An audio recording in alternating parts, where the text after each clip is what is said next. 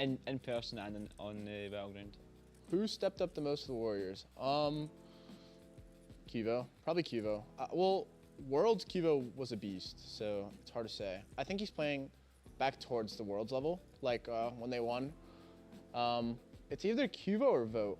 I feel like Vote's have really slept on ADC, and he's kind of been popping off like all split, or last split and the split. So yeah, one of Kivo or Vote. The person that impressed me the most this year is Pegon. He actually really surprised me coming up from SEC.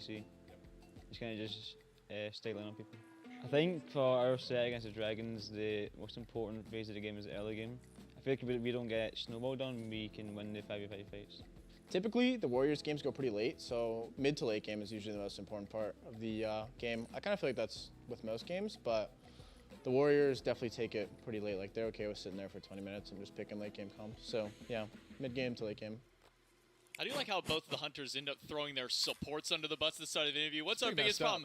Well, it's when Mike says that he's fine, but he's really not fine. What's our biggest problem for Vote? It's just Neil. Just Neil in that case. But all jokes aside from that one, a lot of confidence between these two teams, and also from both of the Hunter players, recognizing that the early game is probably the most important for both of them. That's where the Dragons typically find a lot of their dominance. It's where they're able to get their best foot forward. And for the Oni Warriors, that's typically when they've been struggling the most. So if the Jade Dragons are able to snowball, the fears of the Oni Warriors will have rung true.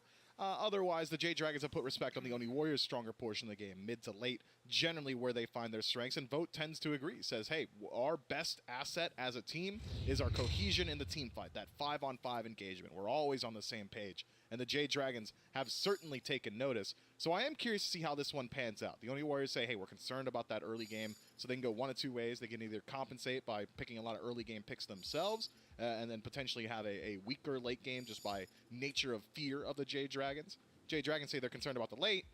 Well, I don't think they're too worried about their presence in the early, but we might be seeing a draft where they try and, I suppose, backload some of their strength to match up against the Warriors in the 5-on-5.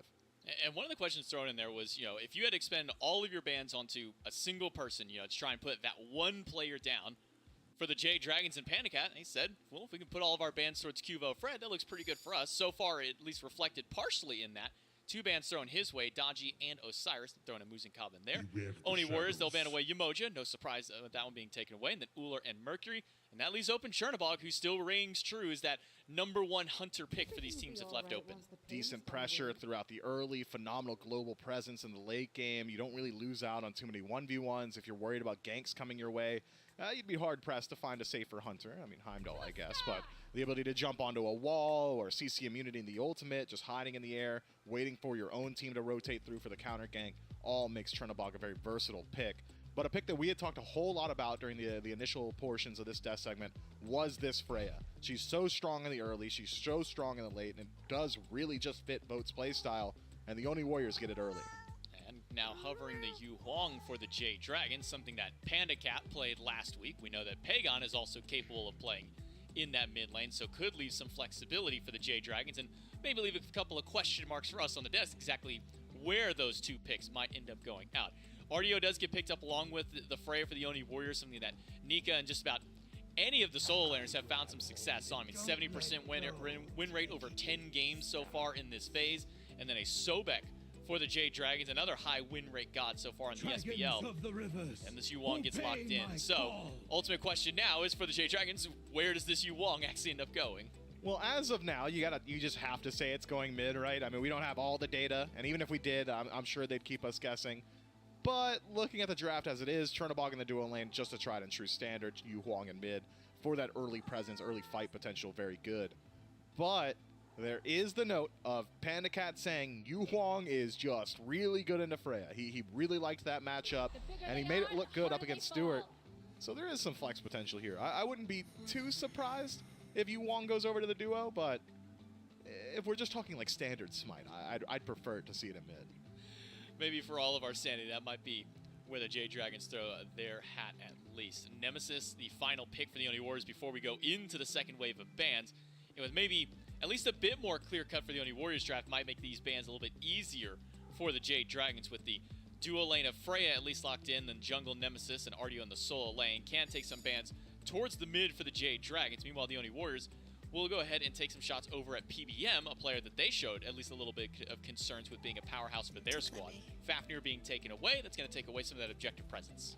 I am curious. That Fafnir ban kind of indicates slightly to me that the Oni Warriors are saying that it is more likely that Chernobog is going over to the duo lane. Otherwise, Coerce just doesn't really synergize well with Yu Huang in the laning phase.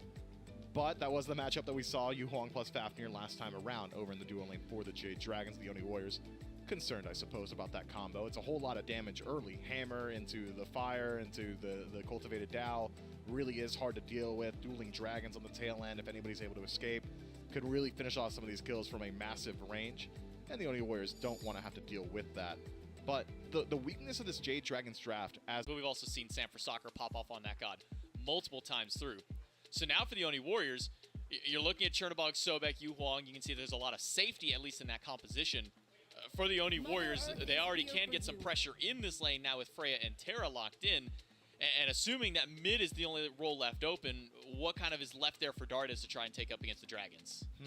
Dardes is one to go towards either his just standard picks, like when I think of Dardes, Discordia comes to mind at times. I wouldn't be surprised if like a Hera gets locked in, but considering that we haven't seen exactly what the jungle matchup is, once we do, the Jade Dragons will shine some light on what Dardes is really capable of going towards.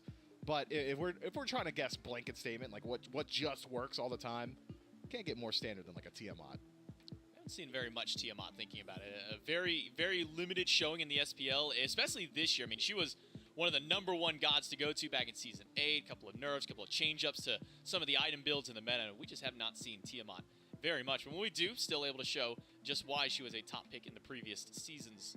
The Jade Dragons really taking their time on these last 2 picks. Again, still waiting to see exactly where this Chernobog and this Yu Huang do get locked up in, whether this Chernobog goes over to the soul lane like we've seen before from the Jade Dragons. They're no stranger to running the multi-hunter, multi-carry style of composition with even just a single tank out there. But they could just be throwing us all for a loop and could just be playing very standard Smite. I'm thinking it's Yu Huang duo, man. The more I look at it and I'm thinking back, Panda Cat telling me he just really likes that matchup in the Freya. He wouldn't lie to me. Maxime's not lying to me, though. So I think it is not unlikely that it's Yu Huang in the duo. Would that leave Sobek to the solo lane, Jing Shen support, Hunbot's jungle, Chernobog mid? I don't hate that. The only thing I dislike is anytime Chernobog plays through mid, you don't get the full value of that global ultimate. Having it in the duo, giving you the ability to just transfer yourself all the way over to the soul lane. No way for a Freya to match that rotation would be nice. Is that all? But it's Panda Cat, and Panda Cat plays for the 1v1. Wait a second.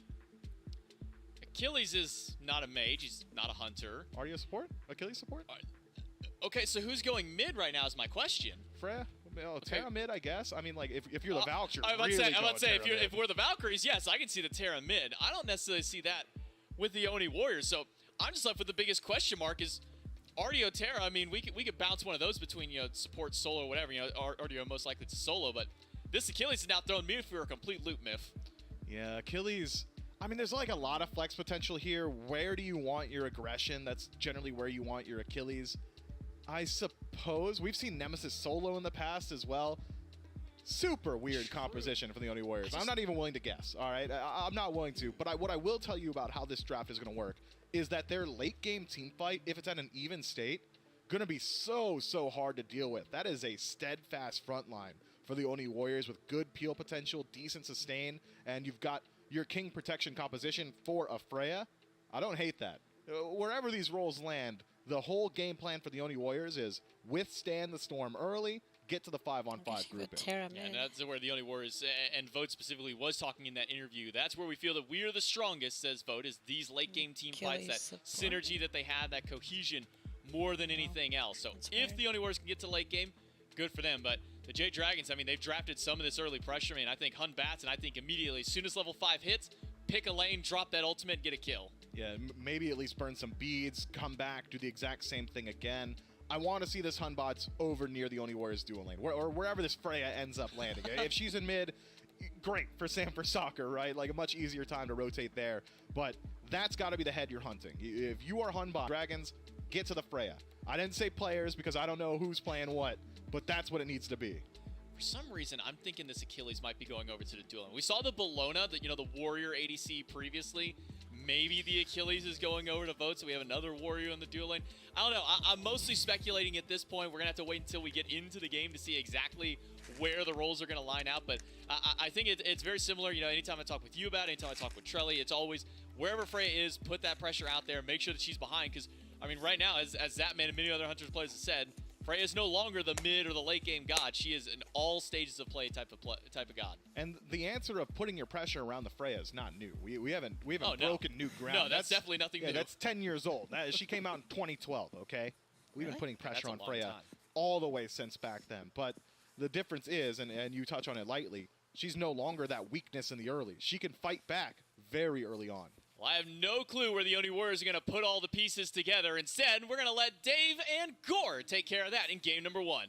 Yeah, luckily I have no idea either. We're going to have to get into game number 1 in order to find out. The creativity continues in our second and final set of the day. Gore, you and I were pretty on point, and we'll end on point as well. Into game 1 between the Oni Warriors and the Dragons we go. Nerds. Wow, so all guesses were wrong. As far as the Oni Warriors go. So Nika on Ardio solo. It's Achilles jungle. It's really Dardes on Nemesis mid. I was looking at it. There's not a whole ton of it that is that crazy, right? Like we've already seen Yu Huang go dueling last week. Nemesis mid is pretty And weird. admittedly, you go back, what, 3-4 years? Oh, geez, longer maybe at this point because time keeps moving forward. It used to be very common to have a swap like this. So yeah, like we've seen Sobek solo. Admittedly, doesn't get a lot